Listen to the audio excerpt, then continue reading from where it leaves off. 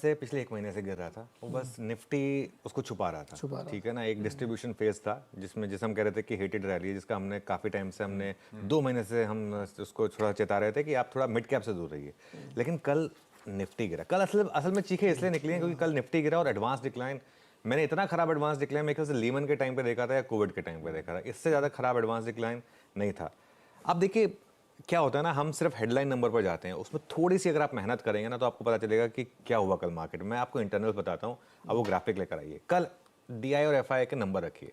सबसे पहले कल डीआई ने बाय किया करीब करीब 9,000 करोड़ कैश मार्केट में और एफआई ने सेल किया 4,600 करोड़। अब आपको लगेगा कि जितना एफआई ने बेचा उससे कहीं ज़्यादा डीआई ने खरीद लिया, तो मार्केट क्यों इतना गिरा। अब मैं इस नंबर को बाइफरकेट कर रहा हूँ, ठीक है ना। कल एफआई की सेलिंग है 4,596 करोड़, लेकिन कल हुई आईटीसी की बड़ी ब्लॉक डील। कल का सबसे बड़ा क्यों आईटीसी की ब्लॉक डील थी, हमने कल सुबह सुबह थ्रेडबेयर डिस्कस किया था उसको। अब देखिए किन किन एफआईएस ने इसमें बाइंग की है। Government of Singapore 3,664 crore, capital 1,064 crore, BofA 734 crore, SocGen 702 crore, Citi और मॉर्गन, ये कुल मिलाकर अदर्स करीब करीब 3392 करोड़। अब एफआईआई की सेलिंग थी ऑलरेडी, लेकिन एफआईआई की इतनी बाइंग थी आईटीसी में। अब एक्स ऑफ आईटीसी एफआईआई ने क्या किया, FII selling x of ITC 15,580 crore कल एफआईआई ने बेचा है। कल मार्केट में जेन्युइन एफआईआई सेलिंग है एक्स ऑफ आईटीसी से। कहते हैं ना, कल गोरो ने वाकई में माल छोड़ा है। कल इतनी बड़ी सेलिंग है एफआईआई की, मेरे ख्याल से हमने देखी नहीं इतनी बड़ी एफआई सेलिंग। और जो लोग कहते हैं ना कि नहीं एफआई की सेलिंग से कुछ फर्क नहीं पड़ता, जब वो इंडेक्स स्टॉक्स बेचते हैं ना तो फिर वो फर्क पड़ता है, तब फर्क पड़ता है। क्योंकि एफआई तो बड़े स्टॉक्स ही बेचते हैं ना, एफआई के बाद छोटे स्टॉक्स तो है नहीं, छोटे स्टॉक बेचने से इतना नंबर नहीं आएगा। तो x of ITC buying 15,580 crore बिका एफआई का। अब आ जाइए आप डीआई के नंबर पर। डीआई की बाइंग कितनी दिख रही है आपको, 9,094 करोड़ की, लेकिन इसमें आईसीआईसीआई प्रू की आईटीसी में कितनी बाइंग थी, 4,963 करोड़। और बाकी इंस्टीट्यूशन की कितनी बाइंग थी, 1,547 crore. DII buying x of ITC कितनी हुई, 2,594 करोड़।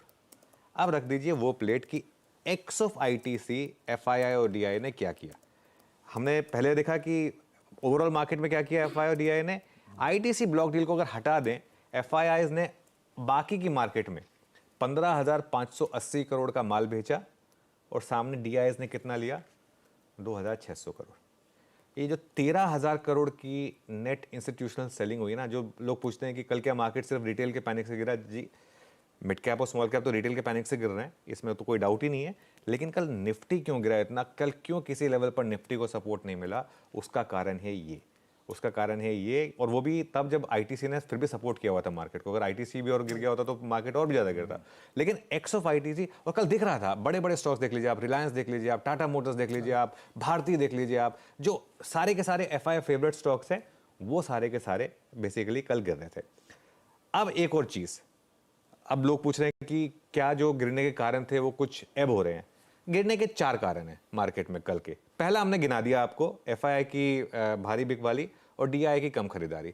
इसका मेरे पास अभी कोई जवाब नहीं है कि क्या ये कंटिन्यू करेगी या नहीं करेगी, इसका जवाब नहीं है। लेकिन जो अगले 3 सवाल है ना, उनका जवाब है मेरे पास।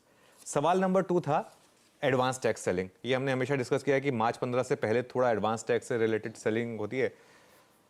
हम सभी एडवांस टैक्स 14 या 15 को ही भरते हैं, मतलब आदत है वो, हम भी आज ही भरेंगे ना, आज या कल ही भरेंगे। तो वो मेरे ख्याल से आज वो खत्म हो जाएगी। एडवांस टैक्स से रिलेटेड जितनी भी सेलिंग है वो आज खत्म हो जाएगी। आज वीकली एक्सपायरी भी है निफ्टी की। तीसरा एक जो बहुत बड़ा फैक्टर था और जिसको लेके कई लोग सेबी को भी ब्लेम कर रहे थे, वो एमएफ स्ट्रेस टेस्ट का, ठीक है, उसका रिजल्ट कल आ जाएगा, तो वो भी आउट ऑफ द वे हो जाएगा। और मोस्ट लाइकली मेरा मानना यह है कि हमारे म्यूचुअल फंड पास ही करेंगे उसमें। मतलब वो कोई म्यूचुअल फंड जो है ना, वो हमारे फंड मैनेजर्स बहुत अच्छे से काम करते हैं, कोई सिस्टमिक रिस्क मुझे वहां पर दिख नहीं रहा है, ठीक है। और एक आखिरी रिस्क, हालांकि सबसे कम रिस्क था वो, लेकिन कुछ लोग बात कर रहे थे क्योंकि कल स्टॉक्स गिर रहे थे कि क्या कहीं उस ओपिनियन पोल से पहले कुछ डर बन रहा था कि कहीं ये वो 2004 वाला मामला तो नहीं बन जाएगा।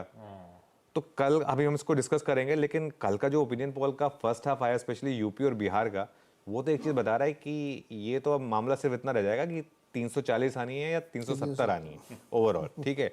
तो ये वाला रिस्क भी नहीं है। तो एक बस रिस्क रह गया कि वो एफआई और डीआई वाला। लेकिन ओवरऑल मुझे ऐसा लग रहा है कि अब तक हमने अपने व्यूअर्स को बचा के रखा था एक ओवरऑल मार्केट में। अब मुझे ऐसा लग रहा है कि ये बेयर मार्केट नहीं है, ये करेक्शन है और ये स्विफ्ट करेक्शन है। मेरे ख्याल से फ्रॉथ काफ़ी हद तक आउट है। लोगों ने 3 दिन में इतना पैसा खो दिया जितना उन्होंने 6 महीने में 9 महीने में बनाया था। ठीक है, जब भी नॉर्मली वो होता है तो मार्केट थोड़ा एम्प्टी हो गया है अब।